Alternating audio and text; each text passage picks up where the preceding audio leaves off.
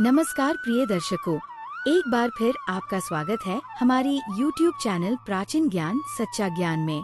प्रिय दर्शकों, आज पर नई वीडियो, नई जानकारी लेके हाजिर हुए हैं। आज जो कहानी है, आज का जो प्रसंग है, वो बड़ा मोटिवेशनल है और ज्ञानवर्धक है। प्रिय दर्शकों, आज मैं आपको बताने जा रहा हूँ जो नारी जाति को मासिक धर्म होता है, इसके बारे में। प्रिय दर्शकों, एक श्राप के कारण नारी जाति को आज भी इस मासिक धर्म की पीड़ा को भुगतना पड़ता है। वीडियो को पूरा देखिए ताकि आपको संपूर्ण जानकारी हासिल हो। नारी जाति को मिला ऐसा भयंकर श्राप जिसे नारी जाति आज भी भुगत रही है। प्रिय दर्शकों, वीडियो शुरू करने से पहले जो लोग नए जुड़े हैं वे हमारी चैनल को सब्सक्राइब करें, बेल आइकन ऑन करें और अच्छे कमेंट किया करें ताकि हर आने वाले वीडियो का नोटिफिकेशन सबसे पहले आपको मिले और आप उसका फायदा उठा सकें। शुरू करते हैं प्रिय दर्शकों आज की ये प्यारी सी कहानी, ये प्यारा सा प्रसंग। प्रिय दर्शकों, महाभारत और रामायण काल में नारी जाति को भयंकर और पीड़ादायक श्राप मिला हुआ है। हर महीने मासिक धर्म जो नारी जाति को होता है, ये बड़ा पीड़ादायक होता है। प्रिय दर्शकों, इसी के बारे में आज आपको संपूर्ण जानकारी मिलने वाली है कि नारी जाति को इस मासिक धर्म जैसी पीड़ा क्यों मिली है। ऐसा कौन सा कारण है जिनके कारण नारी जाति को इतना कष्टदायक श्राप मिला है, जिसे आज भी नारी जाति भुगत रही है। हर महीने नारी जाति को भुगतना पड़ता है। प्रिय दर्शकों, वीडियो को पूरा देखिए ताकि आपको संपूर्ण जानकारी हासिल हो। नारी जाति को इसी के साथ दूसरा श्राप मिला है कि नारी जाति अपने पेट में किसी बात को नहीं छुपा सकती। प्रिय दर्शकों, ये एक चीज को आपने महसूस भी किया होगा और आपने देखा भी होगा कि स्त्रियों के मन में या पेट में कोई बात नहीं रुकती है। वह बात चाहे कितनी भी गंभीर क्यों न हो, लेकिन वह नारी जाति के पेट में नहीं रुकती। नारी जाति आज नहीं तो कल, कल नहीं तो परसों, एक न एक दिन उस बात को एक दूसरे से कह देती है और उसे पता भी नहीं लगता कि उसने उस बात को किसी से कह दिया है। बातों ही बातों में स्त्रियां उस बात को कह देती है। पहले हम इसी बात पर चर्चा करते हैं कि नारी जाति को ये श्राप क्यों मिला है कि उसके पेट में कभी कोई बात नहीं रुकती। प्रिय दर्शकों, ये श्राप महाभारत के दौरान युधिष्ठिर ने समस्त नारी जाति को दिया था। इस श्राप की कथा कुछ इस प्रकार है। जब अर्जुन ने महाभारत के युद्ध में अंगराज कर्ण का वध कर दिया था, तो माता कुंती ने कर्ण की मृत्यु पर दुखी होते हुए अपने पांचों पुत्रों यानी पांचों पांडवों को बताया था कि कर्ण तुम्हारा शत्रु नहीं है, बल्कि तुम्हारा बड़ा भाई है, यानी तुम्हारा ज्येष्ठ है। माता कुंती ने पांचों पांडवों को कर्ण के जन्म की कथा भी सुनाई थी कि किस तरीके से माता कुंती ने कर्ण को जन्म दिया था।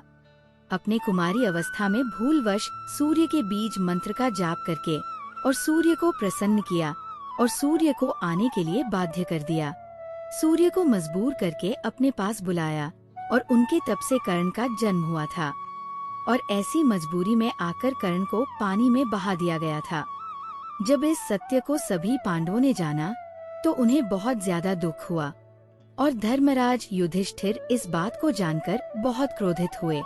युधिष्ठिर ने अपनी माता कुंती पर क्रोध करते हुए कहा, माँ, आपने हमसे कैसा अनर्थ करवा दिया है। अगर आपने हमें ये भेद पहले बता दिया होता तो हम कभी भी अपने ज्येष्ठ भ्राता से युद्ध नहीं करते। और धर्मराज युधिष्ठिर ने अपनी माता पर क्रोधित होकर समस्त नारी जाति को एक श्राप दे दिया। आज के बाद नारी जाति के मुख में या पेट में कभी भी कोई बात नहीं छुपेगी। नारी जाति को भयंकर से भयंकर भी बात बता दी जाए तो भी वह उसे कह देगी। इस तरीके का श्राप युधिष्ठिर ने नारी जाति को दिया था। उसके बाद से आज तक नारी जाति अपने पेट में कोई बात नहीं छुपा सकी, चाहे वो बात विनाशकारी क्यों न हो। फिर भी नारी जाति उस बात को अपने पेट में नहीं छुपा पाती है। अब आता है दूसरा श्राप। नारी जाति को भुगतनी होगी मासिक धर्म की पीड़ा। महिलाओं को हर महीने में 5 दिन का मासिक धर्म होता है और इससे उन्हें बहुत ज्यादा पीड़ा भी होती है। ये पीड़ा भी नारी जाति को एक श्राप के रूप में मिली हुई है। प्रिय दर्शकों, भागवत पुराण के अनुसार इस श्राप की कथा कुछ इस प्रकार है। एक बार देवताओं के गुरु बृहस्पति देवराज इंद्र से क्रोधित हो गए थे। इसी का लाभ उठाकर असुरों ने स्वर्ग पर आक्रमण कर दिया और इंद्र को अपना स्वर्ग छोड़कर भागना पड़ा। तब इस समस्या का समाधान करते हुए ब्रह्मा जी ने देवराज इंद्र से कहा कि तुम्हें किसी ब्रह्म ज्ञानी की सेवा करनी चाहिए, जिससे तुम्हारा स्वर्ग तुम्हें वापस मिल सके। ब्रह्मा जी की आज्ञा का पालन करने के लिए देवराज इंद्र ने एक ब्रह्म ज्ञानी की सेवा करना शुरू कर दी। लेकिन इस बात से इंद्रदेव बिल्कुल अनजान थे कि जिस ब्रह्म ज्ञानी की वह पूजा और सेवा कर रहे हैं, उनकी माता एक असुर थी। उस ब्रह्म ज्ञानी की माता के दिल में हमेशा असुरों के लिए हमदर्दी थी और वह देवताओं से घृणा करती थी। देवताओं की तमाम सामग्रियाँ, जो भी पूजा पाठ की सामग्रियाँ थी, वे सभी असुरों को समर्पित की जा रही थी।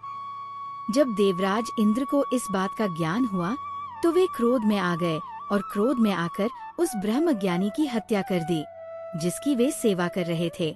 इसी वजह से देवराज इंद्र पर ब्रह्म हत्या का पाप चढ़ गया, जो एक असुर के रूप में देवराज इंद्र के पीछे पड़ गया। इस पाप के असुर से छुटकारा पाने के लिए देवराज इंद्र ने स्वयं को एक फूल के अंदर छुपा लिया और 1,00,000 वर्षों तक श्रीहरि विष्णु की तपस्या की। तब भगवान विष्णु ने देवराज इंद्र को उस असुर से बचाया। श्रीहरि विष्णु ने देवराज इंद्र को इस पाप से छुटकारा पाने के कुछ उपाय बताए।